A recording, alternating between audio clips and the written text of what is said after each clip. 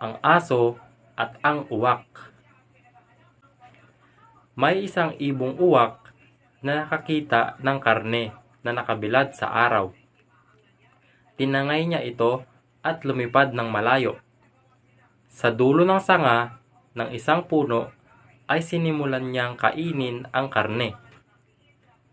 Ngunit narinig niya ang malakas na boses ng isang aso na nagsabing, "Sa lahat ng ibon, ang uwak ang pinakamagaling. Walang kakumpara." Natuwa ang uwak at binukas ang bibig para humalakhak. Ang nangyari ay nalaglag ang karne mula sa kanyang bibig.